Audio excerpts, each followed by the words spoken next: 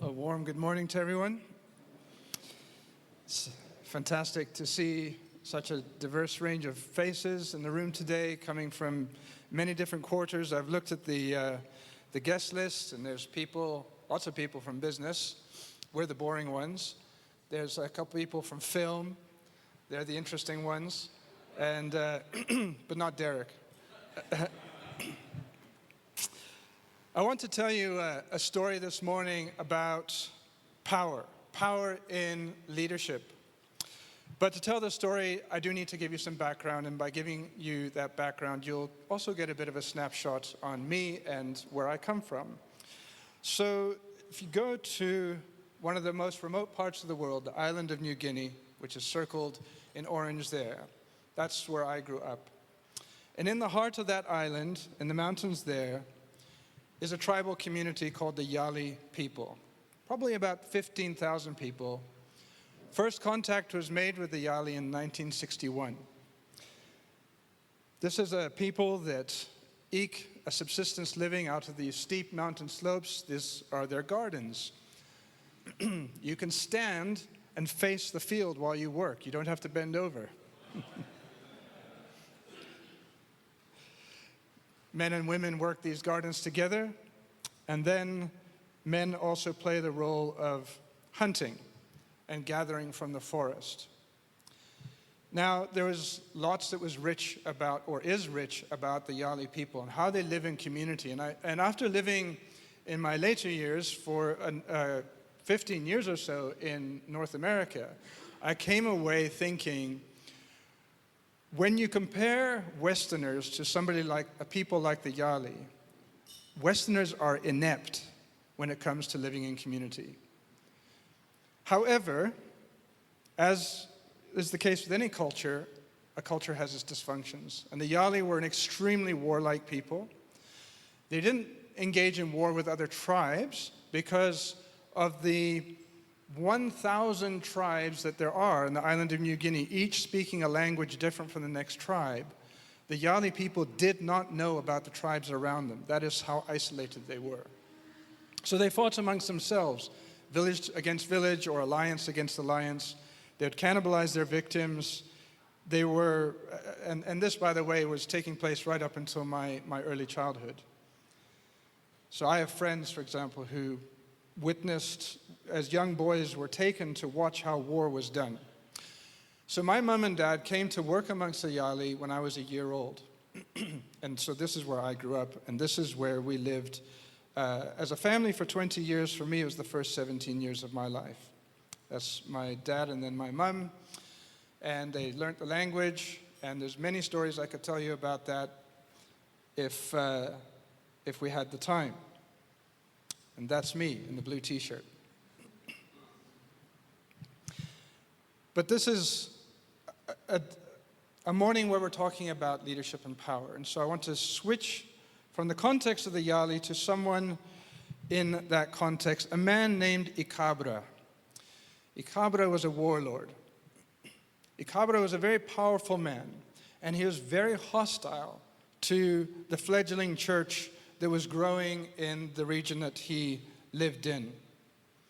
Ikabra built a power base by accumulating wealth in the way it's understood amongst the Yali, which is to acquire land and livestock and wives. And as he built that power base, he then also used violence to build and to maintain his control. I met Ikabra when I was a teenager. He was a very dark man. Remember, he had a very menacing presence when you were around him. And I could easily see why anybody would be threatened by him and feel vulnerable before him. And he persecuted the local church. And I remember one time when I was about 17, a local pastor in our village had to be hidden because Ikabra was breathing threats and saying, "I'm going to take this guy out." And I remember there was a 24-hour period where men just stood guard around this pastor's house so that he wouldn't be killed. But something happened. It came right out of the blue. Nobody saw it coming. That changed all of that. In On August the 1st, 1989, a massive earthquake struck in the heart of New Guinea. I know about that because I was 19 at the time, and I was in it. My middle brother and I were nearly killed, but we survived. I'm here today, as you can see. After that earthquake, I was at a refugee camp high up in the mountains, and I saw Ikabra. And he was a broken man. What had happened was that the earthquake had wiped out his assets. It had wiped out his land. He had lost most of his livestock. I don't know about his wives.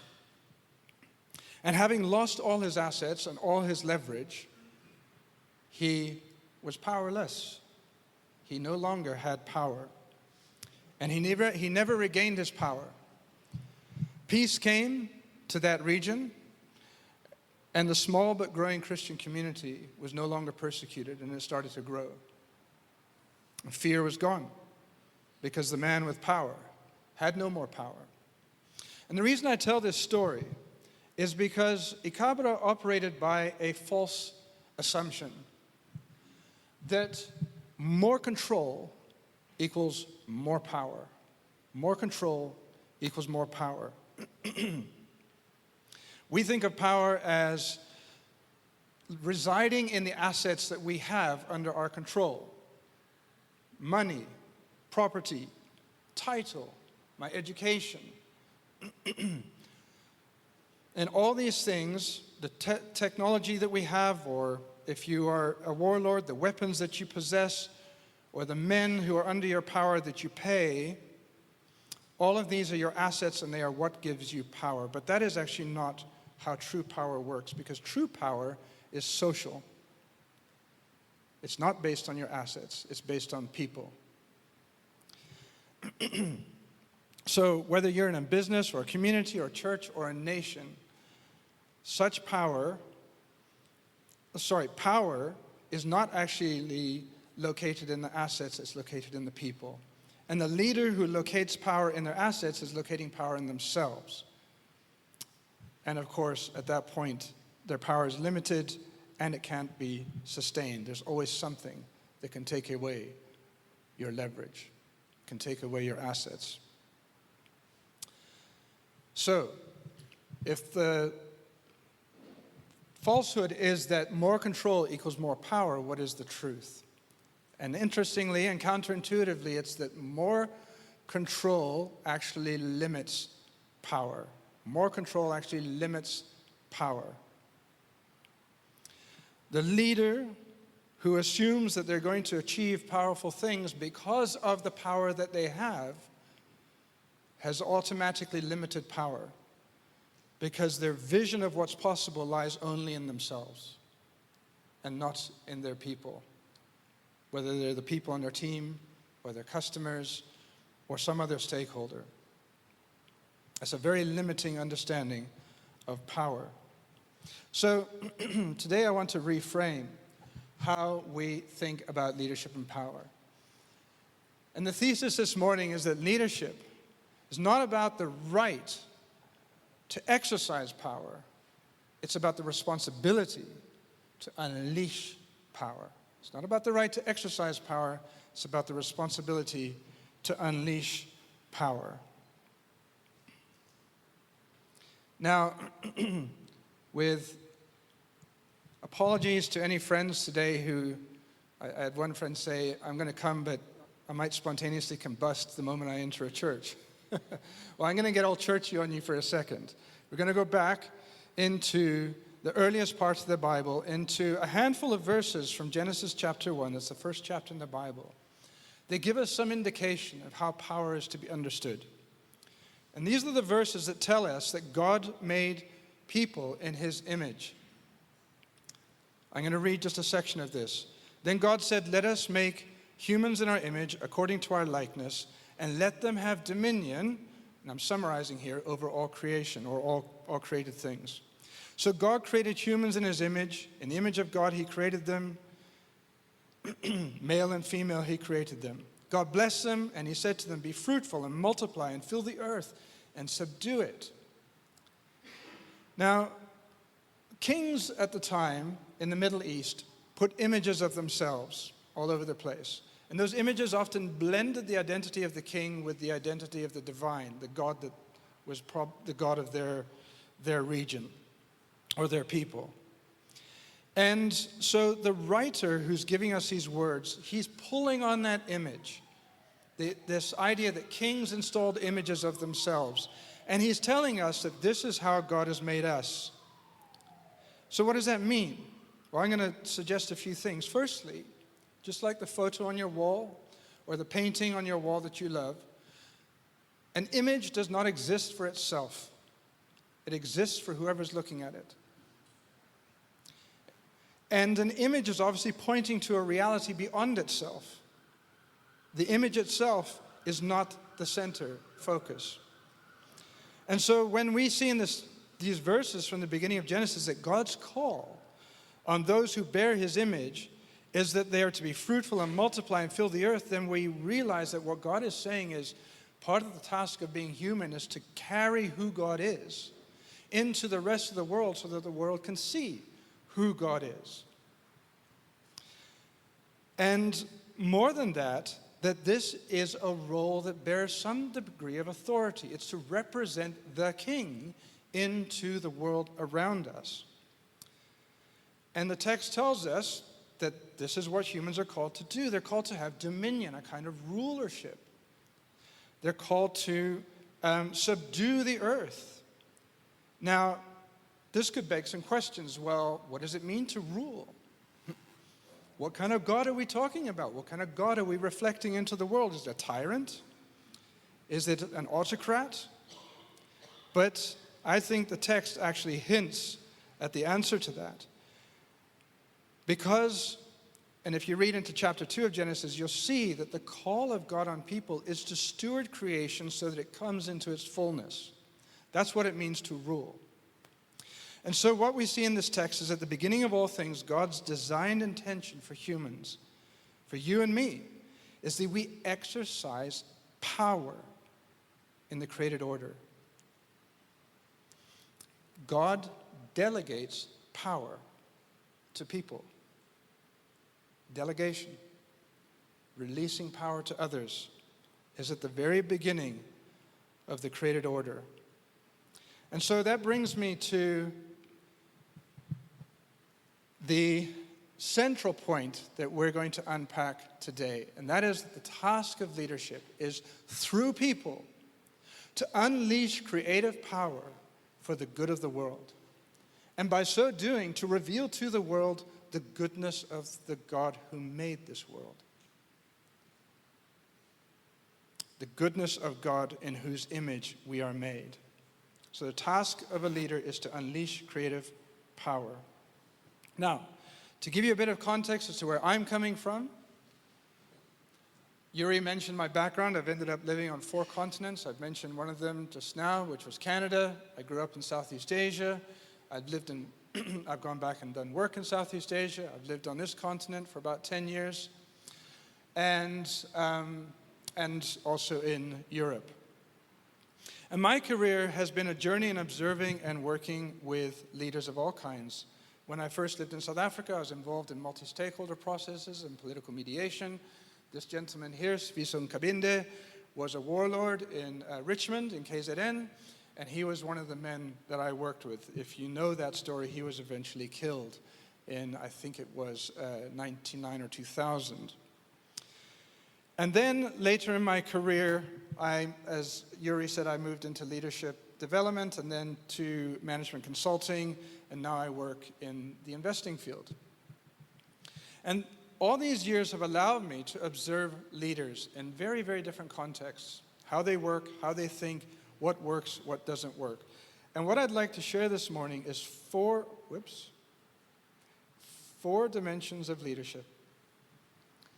4 dimensions of leadership that are all to do with unleashing power, good creative power into our world. The first 3 dimensions are purpose, trust, and discipline. Purpose directs power. Trust unleashes creative power. And discipline concentrates power. And to lead well, we need to steward power in these three dimensions. Now, at the center, for now I've put the word leadership, but there's actually another word there. And I'm not going to put it up yet because it's a scary word. The fourth dimension of leadership is very challenging. And we'll come to it a little later on. So firstly, I want to work through the first three dimensions, and starting with purpose. Purpose directs power. Now, for those of us who live in the business world, we may be aware of this famous claim made by the economist Milton Friedman in the 1970s, in a famous article in, I think it was in the New York Times, where he said the social responsibility of business is to increase its profits. That's its job. Now, I'm going to argue that that is wrong-headed. Bad assumptions lead to bad results. And my observation, having spent many, many years in the corporate sector, is that people who think profit first do everything they can to extract value from every component of the business system that they can. They extract value from the customer. They extract value from their vendors. I mean, if you ever meet somebody who has to do business with Walmart or some big player like that, you will know how brutal it is as they cut you down until they get the smallest possible price out of you and force you into a position of the smallest margin possible. And probably, at times, just getting into Walmart so that you have a volume play, but not actually making much money at all in terms of the cost of that. Now, here's how value extraction works in business. In the telco industry in North America, to this day, it doesn't really work like this here.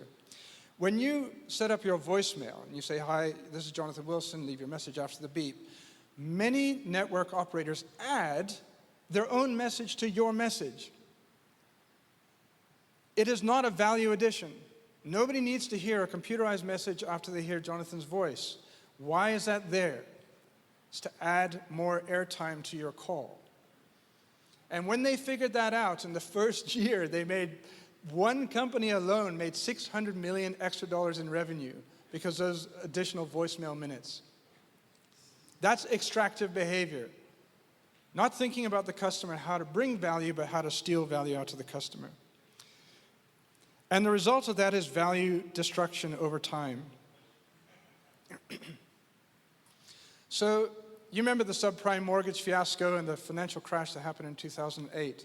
The impact of that crash was extraordinary in terms of value destruction. All the fat cats in Wall Street and elsewhere thought that they were making a lot of money because they were being so clever with gambling and playing with the mortgage system, caused America's stock market to regress 10 years. 10 years of lost value. The UK regressed 8 years, Greece regressed 12, but the actual stock value in Greece for the average investor regressed 20 years. That's a generation. That's livelihoods wiped. That's futures erased because of extractive business. So profit first is not a good model. Now, I wanted to take a bit of time to unpack that because it's one of the most fundamental dimensions of business. So what is profit? It doesn't make a good purpose. But profit is an outcome. It's a measure of your success in achieving purpose, and it's bread, not seed. Now, most people I know in business think of profit as what they will line their pockets with, although a good businessman or woman will direct profit back into the company as well. But I would argue that profit is, as a result of the efficiency, the value created and the efficiencies with which you've delivered it, you receive profit back. It is seed for doing more creative work in our world. So, what do we do to build purpose in our business? I'm going to jump ahead. I'm going to skip a couple slides that I had because I want to focus on a tool, and then I'll unpack this tool to leave with you. These are unusual questions, but I believe that a leader who is serious about the world that they live in will grieve at what they see. Grief is not a good way to run a business in the long term, but it's a great way to figure out what's wrong in the world that you can do something about. So I would encourage you to reflect on, in the context of your work, in this sector that you're in, what grieves you, what brings anger to your soul, a righteous anger. This is not about who cuts you off on the highway on the commuter hour, but what is wrong in our world that needs to be righted. And then, what matters most? What are the kind of end results that truly matter in the long term? And then, because this is ultimately the source of your power as a business, what are you good at? What are you best at? What are you best at in terms of your insights? What are you best at in terms of the resources that you have in your possession? The assets. What are you best at in terms of the combination of skills that you possess in the business? And then how do these combine to create long-term value for others? That's a way of thinking about how to direct your power as a leader in your business. Now, let's move on to trust. Trust unleashes creative power.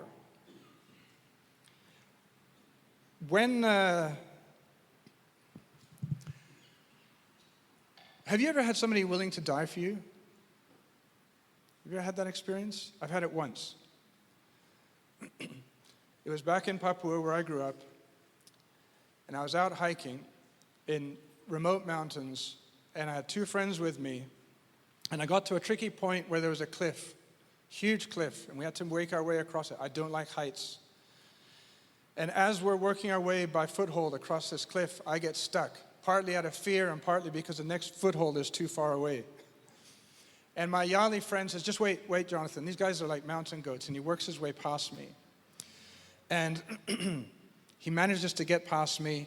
He reaches up back to me and he hauls me across. And as he pulls me onto this ledge, he grins at me and he says, don't worry, Jonathan. If you had fallen, I'd have made sure I'd have gone with you. That's trust. That's loyalty. That's bond.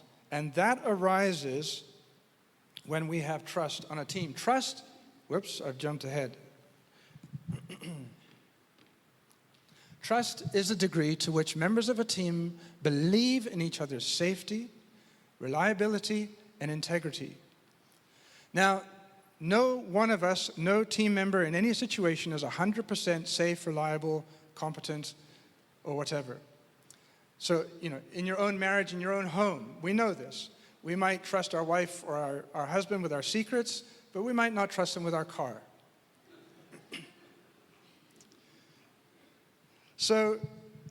But trust is crucial, and it has to be sufficient in all these domains for us to work well together as a team. Now, we hire for reliability and ability, and we fire when people aren't reliable and aren't capable. But that's not enough. And when trust is absent, no matter if you've hired the best people, this is what happens. People pass blame. They get into conflict with each other. They're resistant. They're unwilling to accept responsibility in situations. They'll pass on the buck. They'll be passive-aggressive with each other. There'll be counter-dependence. Well, I thought you were going to do that. No, I thought you were going to do that, and so on and so forth. That's what happens when trust is absent. But when it's present, you get the opposite. Think of those situations when you trust someone. You willingly go down the room, and even though maybe you're both like the same next promotion, because you trust each other, you will ask that person for their advice. When you trust someone and they come to you and they say, I want to push back at something you said today, we can hear it because we trust. Maybe even take ownership of what we did because we feel safe because of that trust. And trust, therefore, is like glue. It binds us and strengthens us as a team, but it also provides a grease. It unlocks activity and movement, and most of all, it unlocks creativity. Now, part of the problem in business is we have such a sense of urgency that we focus, when we're answering the question, what should we do? We get right to the question about do. Let's talk about the do. Instead of answering the question, well, who is the we in the first place that's going to do the do? And because we fail to answer that question, we fail to build trust. Why? Because key to building trust is not just each other's capability and reliability and so on. It's our understanding of each other that comes out of insight into each other. And so, in order to build insight, we need to create safety. And out of that safety, we will get the insight that leads to understanding. So here's a tool for you. Discover the we in your team. Create a safe space. Maybe take your team on a retreat somewhere. Agree to confidentiality and let each person have 15 or 20 minutes to share their life story with the team. The highs, the lows, the prouds, the sorries. And the role of everybody in that team is not to give advice at all, but to just listen and to learn. I remember once working with a CEO of a hearing aid company in Canada. And I remember one day him telling me that his team of 10 executives were the problem. What he didn't know is that same day, 10 executives in a row had come to me to say that the CEO was the problem. How do you fix a situation like that? Definitely a low trust environment. So I told this gentleman, I said, at the end of the day, who leads this team? He said, well, I do. I said, so if the team is in a bad place, is that the team or is that you? Who owns that? He said, what do I do? And of course, he was looking for a do. And I said, your team needs to understand who you are and you need to understand who they are. So we did this exercise. And he led it. So the next day, he told his story to the team. You could have heard a pin drop. Because they started to understand who their boss was and why he ticked the way he ticked. And he started to understand them. And over the course of the coming year, there was literally a massive transformation in that team. People who thought that the way forward with each other was impossible because the other person was the problem. So now let's look at the dimension called discipline. And discipline concentrates power. In the island of New Guinea, there's this massive river called the Mambarama River. Now, unfortunately, because of the light, you can't see this picture clearly. But all on each side of that river, that tiny, tiny, tiny kind of rough stuff, that's massive forest. That's trees that are 30 to 40 meters high on each bank. Or to give you another sense of perspective, you're probably seeing a river that at most points along there is half a kilometer to a kilometer wide. Lots of water flowing down that river, but not going anywhere very fast. And this is a picture of something I think very important. It takes us back to Ikabra, the war leader. And this idea that we have, that our power lies solely in our assets and our resources. Now, how many business leaders in this room or businesses in this room are very comfortable with the resources that you have and you don't need more? Okay, because if you'd raised your hand, everybody would come running to you. We all wish we had more. But that's not how life works. And effective leadership is not about wishing you had more resources. It's about concentrating the resources you have. If you go to the mountains where I grew up and you go to the Heluk River, which is right next to my village, as you approach this river, the ground is shaking because of the power of the water thundering down that gorge. It's far less water than you would find in the Mambarama River, far smaller volume. Why is it so powerful? One day we were at this river and Tracy was about to cross. And my dad started to tell a story about a man who slipped on a bridge like this, fell into the river and was decapitated in seconds. And Tracy said, "You want me to cross the river?" The point is, the power of that water is immense. Why is it immense? Because it's concentrated. It's focused. And that's what discipline is for. Now, the area of discipline is exciting to no one except accountants. But it's crucial. That's why I included all these little icons that are just boring. Budgets and strategy, routines, hiring, firing, processes. But all these things are exercises in ordering your power, directing your power, what's the word I've been using? Concentrating your power, focusing your power, and pointing it to exactly where it needs to be. Jim Collins said in his book, Good to Great, budgeting is a discipline to decide which arenas should be fully funded and which should receive no funding at all.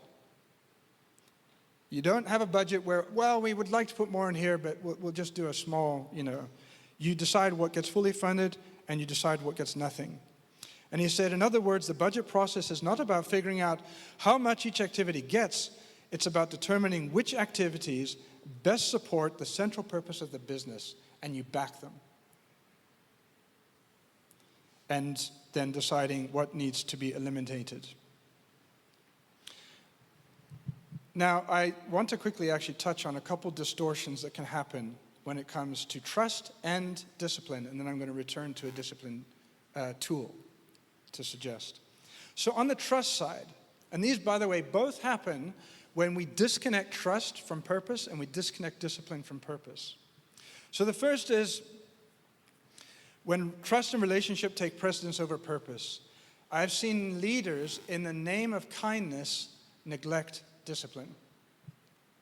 Or in Christian language, in the name of grace, neglect discipline. And in so doing, they allow people to persist in bad behavior.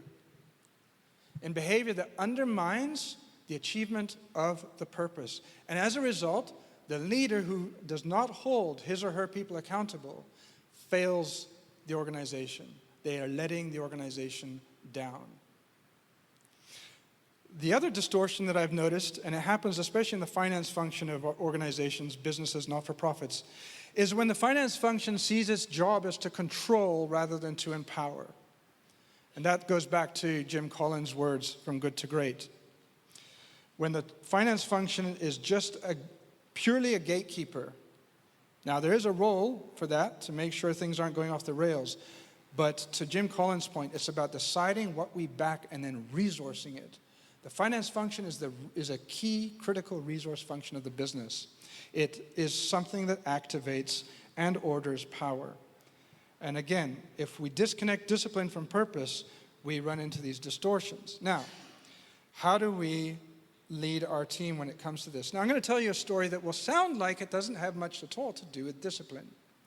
So I served on the board of a not-for-profit in Canada with my friend Jason Storsley. We were in the chair and vice chair role together, and Jason was one of the most impressive leaders I'd met. He became a senior executive at the Royal Bank of Canada, which is a huge organization, when he was around 32 or 3. And he's still in senior roles at the Royal Bank. He's a senior vice president of something. They put him in new jobs every couple of years because they like him. And I said to Jason, how did you succeed? How did you go from being a trader on the floor to being a senior executive so fast? From your 20s to your early 30s, you made that huge jump. And he said, Jonathan, all my career, I lived by one question. I asked that question of my superiors, I asked that question of my colleagues, and I asked the same question of my reports. Now, of course, that question takes on a different tone. If I'm saying to my superior, how can I help you succeed? It's one kind of question. If I say to my colleague, how can I help you succeed? It's a different feel. And if I say to my reports, how can I help you succeed? It again is a different feel. When you're going to your superior, you're reinforcing the fact that you have a job to serve them well. But when you go to your team and ask them how you can succeed, suddenly they realize, they see you differently as a leader. Now, what does this have to do with discipline? I would say use this tool as a way of discovering how to foster discipline in your business. Ask your team when it comes to support, what can I do or do more of to help you succeed? What direction can I point you in? What resource can I give you? When it comes to focus, what distractions can I remove to help you succeed? And thirdly, and hopefully the answer isn't Bob or Sally. And then boundaries. What do I need to limit or stop or prevent in our business if we are to succeed? So here's some questions you can take, like Jason, and bring to your team. And I think you will find the answers may indeed surprise you. And that brings me to the fourth and final dimension of leadership, the secret dimension that was just under the word leadership earlier in the slides. You may be wondering, what is this dimension that has to do with unleashing power? Well, it's very personal, because it's about you and the kind of person you need to be if your company or your team is to unleash creative power. And at the heart of leadership is sacrifice. Sacrifice releases power. Wow, I can see you guys are thrilled. This is exactly what you wanted to hear. Let me quickly go back to that early text that we read where it talks about people being made in God's image. And I said back then that we see that God's approach right from the beginning is to release power. Can you imagine as he's released it, and if we know our human history, whether you read it in the Bible or you know it from your school books, the human ability to wield power well has not had a good track record. But it hasn't stopped God from doing it anyway. The theme of God's willingness to release power to people persists throughout the Bible. It reveals a kind of humility about God. And it's a humility that shows up at its pinnacle in the person of Jesus. God himself, the image of God. We're made in the image of God. Jesus is the image of God, God among us as a man. Fully God, fully man. One of the early founders of the Christian movement, Paul, wrote these words to the early Christian community in Philippians chapter 2. He said, "If there's any encouragement in Christ, and Christ means the anointed one, the King, do nothing from selfish ambition or conceit, but in humility regard others as of higher rank than yourselves, and let each of you look not only to your own interests, but to the interests of others, and let the same mind be in you that was in Christ Jesus," or King Jesus, "who though he was in the form of God, did not regard his equality with God as something to hold on to or to grasp onto. Instead, he emptied himself, taking the form of a slave, being born in human likeness and being found in human form. He humbled himself and he became obedient to the point of death, even death on a cross." See, the divine model of leadership is that. It is self-emptying for the sake of others. It is sacrifice for the sake of others. God giving himself in sacrificial love so that we might have new life. And there's so much we could say about that, but our concentration today is leadership. And so what I want to point out is that Jesus' model, and only in his model, I don't know of any other model of any other leader in human history that epitomizes this, that brings this to such brilliant, such a point of glorious brilliance, that his model of leadership is servant leadership. To be a servant leader is to reflect God into our world. How? Well, there are many things we could say again, but I want to make these few points. Sorry, I forgot to put this rather horrific slide up, which depicts, it's an artwork that depicts Jesus on the cross. Not a pleasant thing. The cross, as you know, was a vehicle or a tool of Roman execution of the worst of criminals. And that's what happened to Jesus. So, the point of what I'm saying about Jesus to us who are in leadership is firstly to say that the more emptied of self you and I are, the better we will handle power. Jesus was willing to empty himself, and he was exalted as a result. When we let power go and we release it in the sense that it has no hold in us, we will steward power well. It's like money. Many of us find it very hard to steward money well. If we have it, we spend it. The leader who has died to self, died to their need to be in control, is a leader who can use power sparingly, who knows when to not use power, which is something that is very, very difficult for leaders to do. Many leaders have a habit of using more power than they need to. But a self-emptied leader willingly then also releases power, not just letting it go, but releases it to others. And so his or her power has a multiplier effect. There was a missionary writer from the colonial period, when missionaries have a bad reputation in general. This guy was different, Roland Allen. Roland Allen made the comment that the trouble with too many Western missionaries was that they trusted the Holy Spirit in themselves more than they trusted the Holy Spirit in the native. Now, that was the language of the day. In other words, he was saying, you missionaries trust God to work in you, but you don't trust God to work in the people that you're serving. I would say many of us as leaders fall into that trap. We have a higher view of ourselves than the people who are around us. But what we're called to is to view others, I'm quoting Paul again, as of higher rank than us. To view them as the people of potential that they are, people made in the image of God. And to treat them such that they will begin to exercise creative power in the world. Leadership is a multiplier. And that's what we saw in the creation story. And then finally, what I've observed is that something quite unusual happens with leaders who willingly release power to others, is that unwittingly, they consolidate their own leadership. People will follow someone who leads like that.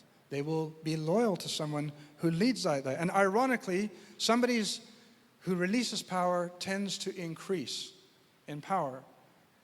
But I tell you, if you try and achieve that, if you say, oh, I'm going to trick the system, I'm going to gain power by leading, no, you're dead before you start. This only works with leaders who have truly emptied themselves. And this is where redemption happens. This is where the transformation that Yuri was talking about earlier kicks in. This is when creative power is unleashed. And when when a leader has emptied themselves in this way, when it comes to purpose, the self-emptied leader is now bringing a vision of the world that is shaped by loving anger, not by stressed out anger. Stressed out, why? Because I'm losing control. The leader builds trust because they value the risk and the reward of relationships, and they don't try and control or manipulate them. And the self-emptied leader brings a form of discipline that is used to enable and empower a team, again, rather than to control or to attack the team or to push the team into performance. To release power and not hold on to it is to discover the real power that governs our world and that brings life in our world. It's the same power by which Jesus emptied himself, and it's the power of love. So go and lead powerfully.